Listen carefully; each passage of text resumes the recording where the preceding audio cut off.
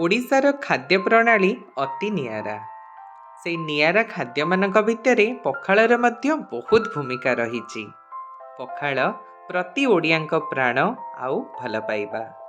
ବର୍ଷକ 12 ମାସ ଯଦି ପଖାଳ ଖାଇବାକୁ ମିଳିବ ତାହେଲେ କୌଣସି ଆପତ୍ତି ନାହିଁ। ବହୁତ ପରିଶ୍ରମ କରି ଯଦି ଘରକୁ ଫେରି ଥକା ମେଣ୍ଟାଇବାକୁ ଗୋଟେ କଂସା ପଖାଳ ମିଳିଯାଏ ଖାଇବାକୁ, ତାହେଲେ ଆନନ୍ଦ ହିଁ ଆନନ୍ଦ। ସେ ଧନୀ ହେଉ ବା ଗରିବ, ସମସ୍ତଙ୍କର ପଖାଳ କଂସାରେ ହିଁ ଆଶା। ପଖାଳକୁ ପରଫେକ୍ଟ ସ୍ୱାଦ ଦିଏ କିଛି ପୋଡ଼ାପୋଡ଼ି, କିଛି ଭର୍ତ୍ତା ଆଉ ବଡ଼ିଚୁରା। ସେଇ ପଖାଳକୁ ଡେଡିକେଟ୍ କରି ମାର୍ଚ୍ଚ 20 ତାରିଖରେ ସାରା ଓଡ଼ିଶାରେ କାହିଁ ପୁରା ଭାରତ ବର୍ଷରେ ପାଳନ ହେଉଛି ପଖାଳ ଦିବସ। ଆପଣ ସମସ୍ତଙ୍କୁ ଅନୁରୋଧ ଏହି ଦିନକୁ ବହୁତ ଧୁମଧାମରେ ପାଳନ କରିବା ଏବଂ ଓଡ଼ିଆ ପରିଚୟକୁ ଆଗକୁ ନେବା। ଜୟ ଜଗନ୍ନାଥ।